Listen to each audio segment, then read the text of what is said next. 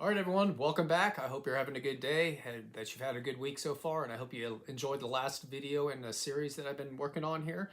Welcome to all of those who are interested in sharpening your leadership cutlass and become a more credible, versatile, and sturdy leader and manager, because that's the intent of these videos and what I help you to do. As always, I welcome you and I encourage you to subscribe if you like what you hear and what you see. And if you really do subscribe, remember to ring that bell so that you can get notified when new videos are coming out. I hope to do at least 2 or 3 of these a week, and just talking a variety of leadership management topics. So as I mentioned in the last episode, once I reach 200 subscribers, I will be giving away a signed copy of the Chief Petty Officer's Guide that I authored. So make sure you help me spread the word on this content if you find it there. And we're already seeing some subscribers this week, and I appreciate anyone who's joining and taking time to listen to what I've got to say and put out. So again, want to hear your comments, want to hear your feedback in the comments. That's really what matters. Hopefully we're sharing all our experiences. I offer my experiences, my insights, my perspectives on these topics, but definitely yours are welcome in the comments, because everyone reading those will read them and learn from those as well. So, and then also always you can check out my website, www.cutlassleadership.com. And once you're on that site, you'll see that you can access the Cutlass podcast, the Cutlass blog, and then you can get information on how you can get a signed copy of the Chief Petty Officer's Guide. All right, so let's get into the next topic. All right, so we've talked several power bases so far. I'm going to continue on with our discussion of power bases. And as I've mentioned before, some of these power bases are given to you by your positional authority, right? There's some that you don't get unless you have a certain position with certain responsibilities and the authorities that go with that. But in many cases, the power bases that you have available to you that I've talked about, for example, personal power, expert power, reward power, coercive power. In many cases, you've got the ability to build those power bases on your own. So today we're going to talk another power base on our list that you have the ability definitely to shape and own, and that's called your connection power base. And this is often also known as networks, right? Your personal and professional networks. And this is where you're going to start to reach out beyond yourself and your personal capabilities, right? As your organization watches you mature and develop into an individual leader who has competence and character, and then who can do things and get tasks done to standards, ideally without supervision. The next thing you're going to move on to is being able to, as you get higher up in the organization, you're going to seek, or you're going to be given more responsibilities. You're going to be given tasks that are more complex. So you're going to have to learn to leverage the help of other people, and that's where connection power base comes in. So I want to touch a little bit on that today. In a second episode, I'm going to talk about how to thrive in a network and how to build and grow a network. But today I want to just focus on what your connection power base is, why it's important, and what it can offer you. So your connection power base does several things for you. So the first one, it connects you with other people who can really help you get things done, help you make good decisions, and who ultimately strengthen your other power bases, and in turn, your influence and your ability to solve problems. So that's the first thing your connection power base does. Number two, by being connected to people in your professional environment and your personal environment, it helps you feel more satisfied, more professional, more connected to your profession, and it will in turn contribute to your professional growth and hopefully your advancement within the organization or within your profession or your trade. And the third thing it's going to do, as you're going to see, it's going to diversify your leadership and management experiences, because as you tap into that network, you're going to learn new ways and new perspectives. Those people bring their own personal experiences that you may never have seen, and they're going to offer perspectives that you're going to really leverage to solve problems. And then ideally, it can, it also helps you with your personal and professional reputation and spreading those things. So those are the things that your connection power base offers you. And there's several types of them that you're going to have access to, right? So first inward is going to be that local network of people that you work with day in and day out. In the Navy, my personal experience, right, I've got, when I was a younger sailor, I had the opportunity to work with peers within a division, within a department, and I would network with people within my division. Then I realized, hey, I had to learn about and network with people outside my department, because I would have to collaborate with them as I moved up. And then that networking only grew and strengthened throughout the command as I needed resources. So perhaps I had a sailor with a pay problem. I would have to know someone that was in personnel or admin.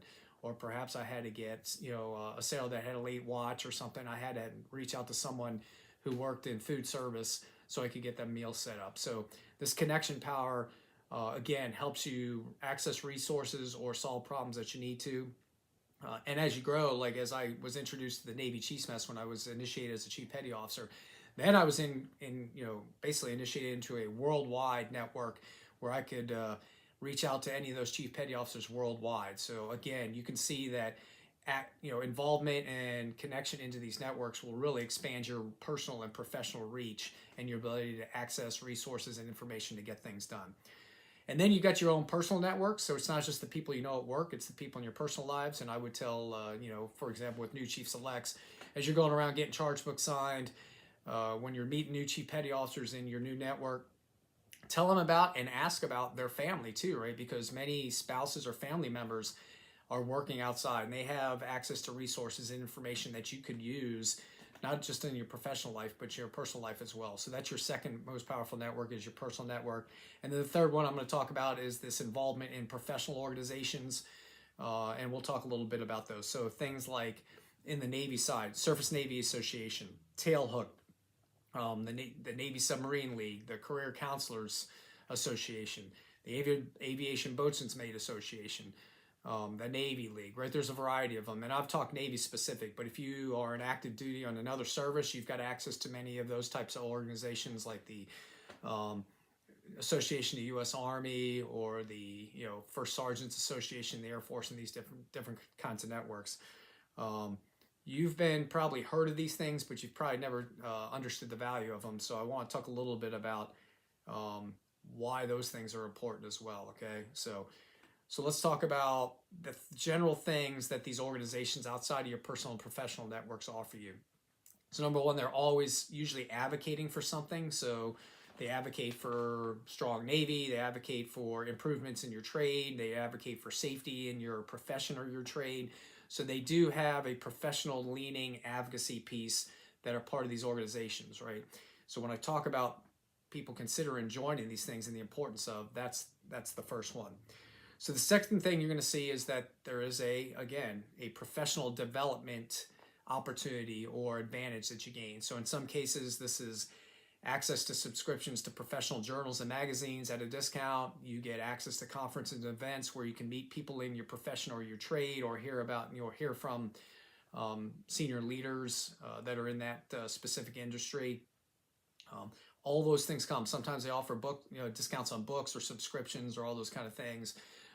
Discounts on certifications.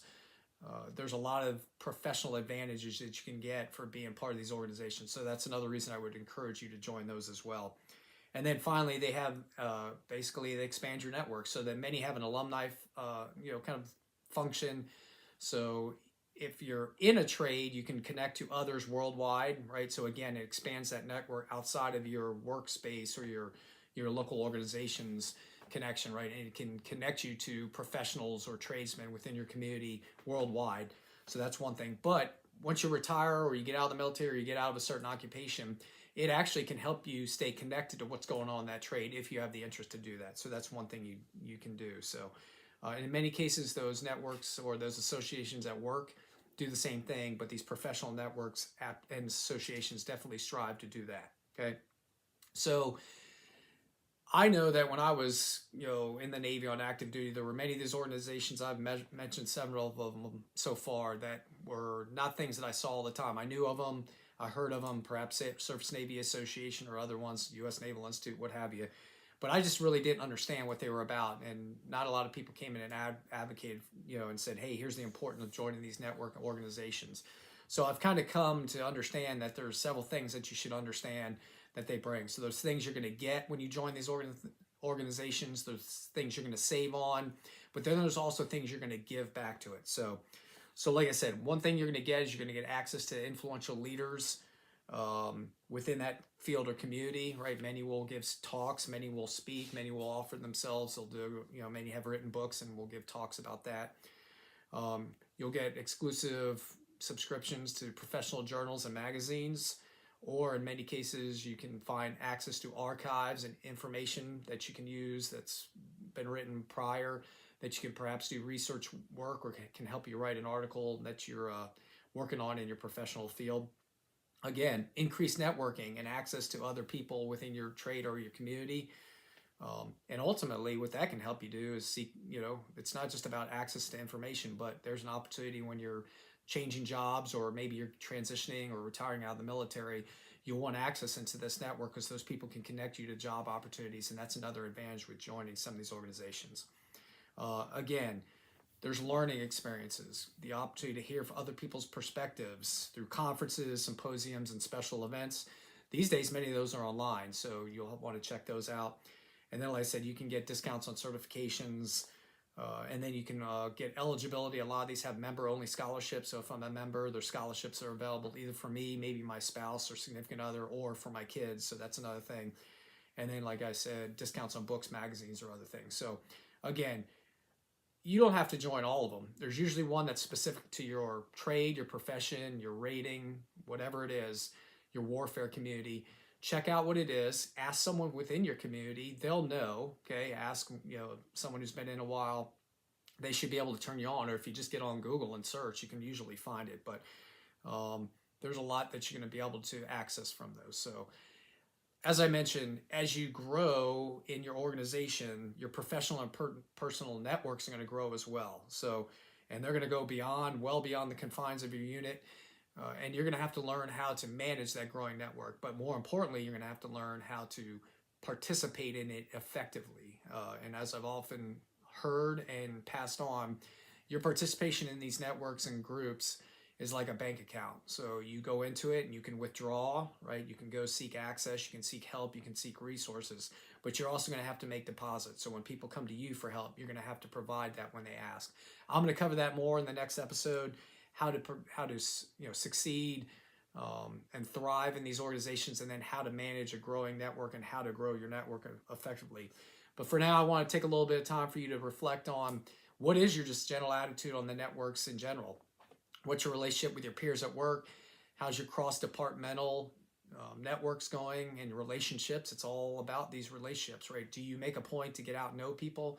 And even if you're an introvert, this is an important part, because your team suffers when you don't make the opportunity to form these relationships and form these networks outside of your unit, that your individual team ultimately benefits. So I've discussed just a few things.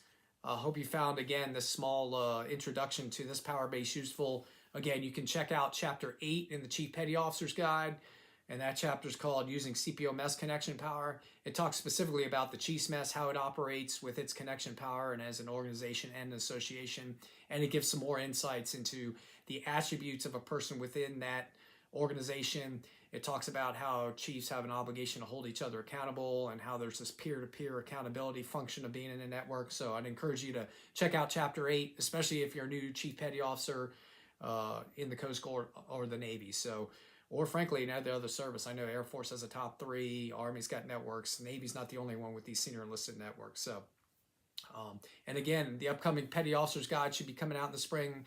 My co-author is Dan Richard.